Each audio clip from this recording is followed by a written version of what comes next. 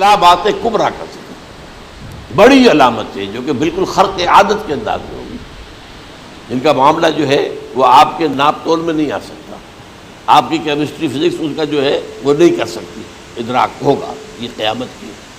ان میں نمبر ایک کیا ہے؟ ایک بہت بڑا دھواں آئے گا، پوری دنیا کو لپیٹے گا۔ نمبر دو، دجال کا ظہور ہوگا، جو اپنی خدائی کا دعویٰ لے کر آئے گا اور بنوائے گا۔ اس کے ہاتھ میں ہو جائیں گے، قبضے میں ہو جائیں گے سارے ذرائع پیداوار کے۔ اس کی طرف بھی پہلا قدم اٹھ چکا ہو، ٹرپس کے نام سے معاہدہ ہو چکا ہے۔ کوئی ملک اپنا بیج پیدا نہیں کر سکتا، یہ بیج ہم نے ڈیولپ کیے ہیں۔ ان کے ڈیولپمنٹ سے پہلے تم ایک ایکڑ سے کتنی گندم لیتے تھے، آج کتنی لے رہے ہو؟ کس بنا پر؟ جینیٹکس کا جو کام ہم نے کیا ہے اس کی بنا پر ہونا۔ ہاں تو ہمارا حق ہے، اس کی رائلٹی ہمارے پاس آنی چاہیے۔ لہذا صرف ان اداروں سے، ملٹی نیشنل سے خریدا جائے گا بیج، اور بیج بھی وہ دیں گے وہ کہ جس سے جو فصل اگے گی وہ بیج نہیں لا سکتے، وہ بیج کا کام نہیں کر سکتے۔ جیسے آپ کو معلوم ہے کہ آپ کے ہاں جو گوشت کھایا جاتا ہے مرغے کا، تو مرغا وہ جو ہے اس میں مرغا ہو یا مرغی ہو، اس کے اندر کوئی وہ کیفیت ہی نہیں ہے۔ ان کے انڈے جو ہے ان سے آپ بچے حاصل نہیں کر سکتے، ہے تو انڈا، دیکھنے کو تو انڈا ہے، لیکن وہ بنڈا جو ہے اس سے بچہ تو نہیں حاصل کر سکتے۔ ایسے ہی وہ گندم کا بیج لیں گے، نظر آئے گی گندم، لیکن اس کے اندر وہ صلاحیت نہیں ہے کہ اس سے جو فصل اگے گی اس کا نتیجہ جو ہے وہ بھی آپ لے سکتے۔ یہ ہونا ہے، اللہ جانے، قدم اٹھ رہے ہیں ادھر۔ پھر یہ ہے کہ دابۃ الارض، زمین سے ایک حیوان نمودار ہوگا، زمین شق ہوگی۔ ابھی میں کہہ رہا ہوں خرق عادت ہے، یہ چیزیں وہ نہیں ہیں جو ہماری کسی حساب کتاب میں جو باتیں پہلے آئی ہیں وہ تو حساب کتاب میں آ رہی ہیں، ساری سمجھ میں آ رہی ہیں، ساری چیزیں مشاہدہ ان کا ہو رہا ہے۔ لیکن یہ ہے کہ دابۃ الارض، یہ کہتے ہیں کہ کوہ صفا، اس میں تو نہیں ہے حدیث میں، کوہ صفا پھٹے گا اور اس میں سے ایک حیوان دابہ وہ ظاہر ہوگا، تو اسی لیے فرمایا ہے وَإِذَا وَقَعَ الْقَوْلُ عَلَيْهِمْ أَخْرَجْنَا لَهُمْ دَابَّةً مِّنَ الْأَرْضِ تُكَلِّمُهُمْ، تو ہم اندر سے پیٹ کے چیر کر زمین کے پیٹ کو ایک حیوان کو برآمد کریں گے جو انسانوں سے بات کرے گا، گفتگو کرے گا۔ نمبر 4، طلوع الشمس من المغرب، یہ بھی خرق عادت، سورج تو طلوع ہوتا ہے مشرق سے، غروب ہوتا ہے مغرب میں، لیکن اس وقت معاملہ الٹا ہو جائے، یعنی جو کائنات کے اندر جو گڑبڑ ہوگی کچھ سمجھ میں بات آتی ہے کہ یہ معاملہ جو ہے یہ تو اس پورے سولر سسٹم کو اگر بدل دیتے ہیں تو مشرق مغرب ہو جانا، مغرب مشرق ہو جانا، سمجھ میں آنے والی بات ہے۔ اس کے بعد ہے عیسیٰ ابن مریم کا نزول، جس کے بارے میں آج میں نے گفتگو کی ہے تفصیل سے۔ یہ نزول ہونا ہے، یہ علامات قیامت میں سے حضور نے بیان فرمایا ہے، اور قرآن مجید کی جو اصطلاحات ہیں اس کے حوالے سے میں نص قطعی جو ہے وہ میں آپ کے سامنے رکھ چکا ہوں۔ پھر یاجوج ماجوج کا ایک معاملہ ہے، یہ میں ابھی اس وقت زیادہ اس پر بات نہیں کر سکتا۔ حضرت عیسیٰ علیہ السلام کے نزول کے بعد دو کام ہوں گے، یہودیوں کا قلع قمع ختم، تمام یہود، ایک کام تو یہ ہے، اور نمبر 2 عیسائیت کا ختم ہو جانا، عیسائیت کی نفی کر دیں گے، بھائی تم مجھے خدا کا بیٹا بنائے بیٹھے ہو، میں تم خدا کا بیٹا نہیں ہوں، میں تو اس کا بندہ ہوں، رسول ہوں، میں نے تم سے کب کہا تھا کہ مجھے خدا کا بیٹا بنا۔ نمبر 2 یہ کہ وہ خنزیر کو قتل کر دیں گے، یعنی یہ تم نے خنزیر کب سے کھانا شروع کر دیا، میں تو تم کو نکاح اجازت دے کر گیا تھا، یہ تو شریعت موسوی میں حرام تھا، اور میں کہہ کر گیا تھا کہ یہی شریعت تم پر لاگو رہے گی، ہاؤ کم تم نے کیسے یہ؟ آج بھی بہت سے رومن کیتھولکس جو ہے وہ سور نہیں کھاتے، وہ اس میں ہے ان کے اندر کچھ نہ کچھ بات جو ہے جو حضرت عیسیٰ کی تعلیمات کا کچھ اثر ان کے ہاں ہے۔ میں تو ایک مرتبہ، یہ 1971 کی بات ہے، 4-5 دن کے لیے برسلز میں رکا تھا، اس لیے کہ وہاں مجھے ایک صاحب نے خط لکھا تھا کہ وہاں ایک نوجوان ہے، ابھی اس ایمان لایا ہے، اور اس کے کچھ مسائل ہیں، ہم کوشش کر رہے ہیں ان کے مسائل حل کریں، آپ بھی جا رہے ہیں۔ میں انگلینڈ جا رہا تھا تو واپسی پر آپ ان کے یہاں چند دن ٹھہرے، میں حیران ہوا، ویسے اس نے مجھے اپنے گھر ٹھہرایا نہیں، اس لیے کہ ماں باپ تو اس کے کرسچن تھے، اور پولیس کا چیف آفیسر اس کا باپ تھا، چیف آف پولیس فورس۔ اس نے مجھ سے ایک دن کھانے پہ بلایا، میں ہوٹل میں ٹھہرایا مجھے، اس نے کہا آپ اطمینان سے یہاں کھانا کھائیں، اس گھر میں نہ آج تک کوئی شراب کی بوند آئی ہے اور نہ ہی کوئی بوٹی آئی ہے سور کی. Roman Catholics. اب اکلوتا بیٹا تھا یہ عبد العزیز، نے بعد میں بیان رکھا، وان کینچر اس کا نام تھا جو کہ اوریجنل تھا. پھر اس نے نام رکھا عبد العزیز وان کینچر، پرانا نام بھی بہرحال تھا. نہایت خوبصورت 28 سال کی عمر تھی، اور اس وقت میں نے دیکھا تھا کہ اس کی فقہی معلومات جو ہے میری معلومات سے 10 گنا زیادہ. اس کی وجہ کیا ہے؟ وہ گیا تھا موراکو میں ایز اے ٹیچر ملازمت کرنے، پیسہ کمانے. وہاں وہ مسلمانوں سے اس کا ہوا ربط ہوا، اسلام کی تعلیمات سامنے آئی، اسلام لے آیا. اب اکلوتا بیٹا ہے، اب ماں باپ جو ہے کرسچن کیتھولکس. جب وہاں سے واپس آیا تو پھر کہتے ہیں کہ ہمارے درمیان ایک معاہدہ ہے، وی آر لیونگ ٹوگیدر، لیکن یہ معاہدہ ہے ہم مذہب پہ بات نہیں کریں گے، بس باقی جو بھی ہے وہ ساتھ رہ رہے ہیں. لیکن میں حیران ہوا، مجھے معلوم نہیں تھا. اچھا اس کے بعد اس نے جب اسلام کا فیصلہ کیا تو اس کے سامنے سوال آیا کون سی فقہ اختیار کروں. تو اس نے بڑی جو ہے تھورو اسٹڈی کی ہے تمام فقہوں کی، کمپیریٹو اسٹڈی. ان کو کرنے کے بعد پھر فائنل فیصلہ اس کا یہ تھا کہ حنبلی فقہ میں اختیار کروں. چاروں فقہوں میں سب سے لیٹسٹ حنبلی ہے، یعنی حنفی نمبر 1، پھر مالکی نمبر 2، پھر اس کے بعد شافعی نمبر 3، پھر یہ امام احمد ابن حنبل. اور امام احمد ابن حنبل کے زمانے تک احادیث بہت بڑے پیمانے پر جمع ہو چکی ہیں، جبکہ ابھی حضرت امام ابو حنیفہ کے زمانے میں کوئی اتنا زیادہ جو ہے حدیث کا بھی ذخیرہ نہیں بنا تھا. اسی پر تو لوگ حیران ہوتے ہیں کہ زیادہ حدیث امام ابو حنیفہ کے علم میں نہیں تھی، لیکن بجال ہے کہ ان کا کوئی فتویٰ جو ہے کتاب و حدیث کے، کتاب اور سنت کے خلاف ہو.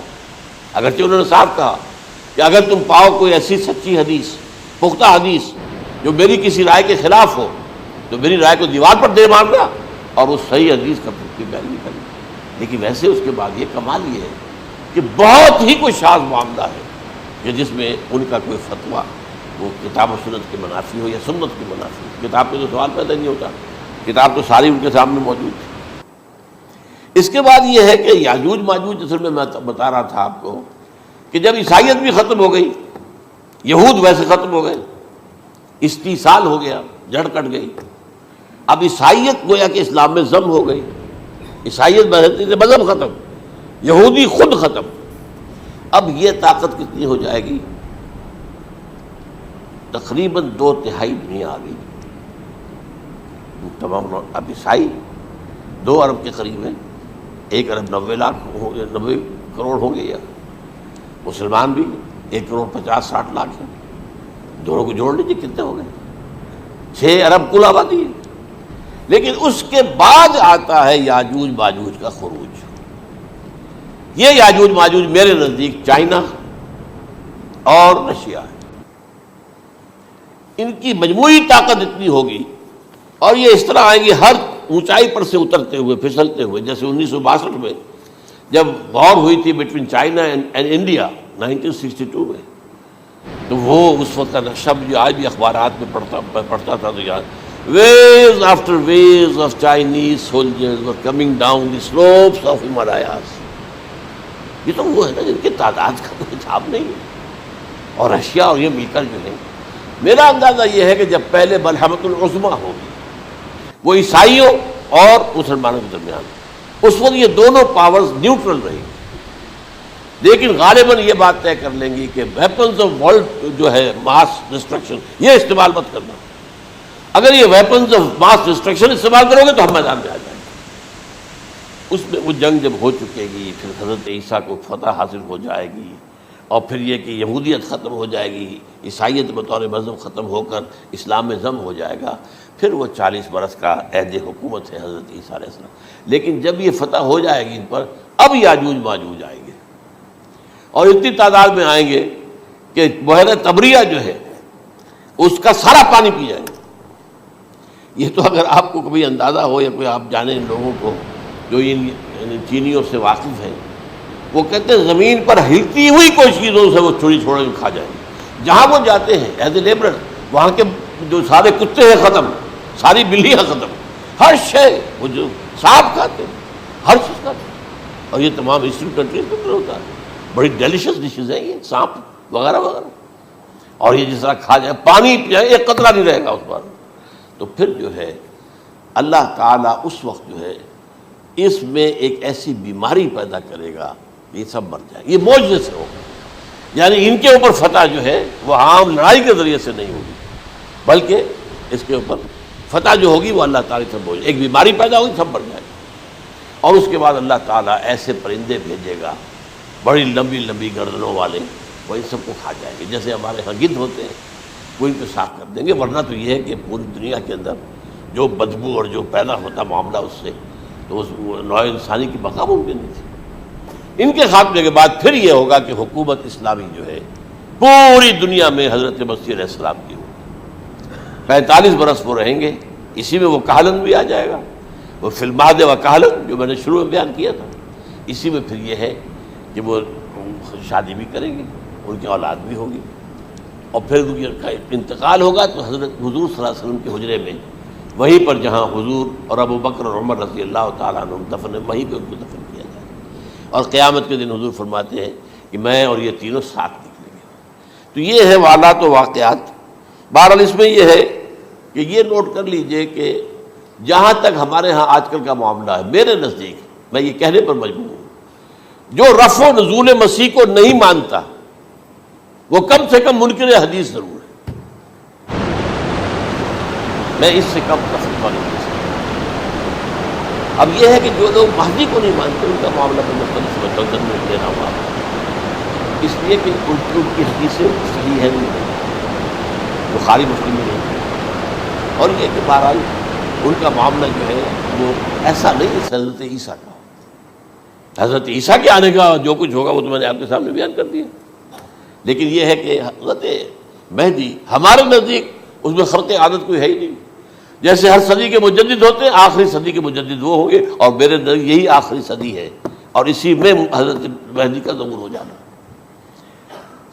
سعودی عرب میں کوئی خانہ جنگی ہوگی کسی بادشاہ کے انتقال پر، اور پھر اس وقت یہ ظاہر ہوں گے، اس وقت ملک کے حالات کو سنبھالنے کے لیے لوگ ان کو زبردستی نکالیں گے، چھپے ہوئے ہوں گے ایک گھر میں.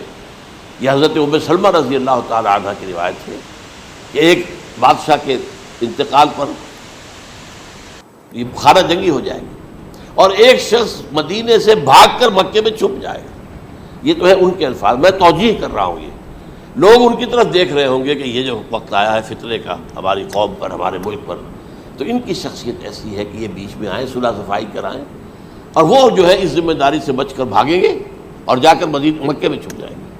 پھر لوگ انہیں تلاش کر کے نکالیں گے اور زبردستی ان کے ہاتھ پر بیعت کریں گے، ورنہ وہ اتنے بڑے منصب کو. اور پھر یہ بھی ہے، ایک حدیث میں آتا ہے یصلحُ فی لیلۃ واحدہ، ایک رات میں ان کی مکمل اصلاح کر دیں گے. یعنی اگر کوئی تھوڑا بہت نقص اور عیب کوئی ہوا بھی، کوئی کمی کوتاہی ہوئی بھی، تو اللہ تعالیٰ ایک رات میں اصلاح کروا دیں. لیکن ہمارے نزدیک اس قدر کوئی خرق عادت ہے ہی نہیں.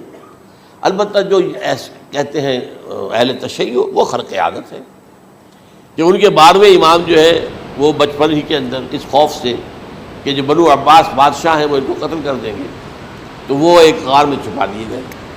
اب وہ 1200 برس سے اس غار کے اندر چھپے ہوئے، اور اس کے بعد وہ ظاہر ہوگی، وہ امام مہدی ہوں گے. اس میں خرق عادت ہے. لیکن میں یہ کہتا ہوں کہ محض خرق عادت کی بنیاد پر ہم اس کی نفی نہیں کریں گے. کیوں؟ کیا ہم یہ نہیں مانتے کہ اصحاب کہف 300 برس تک سوئے رہے؟ یہ کیا عام بات ہے؟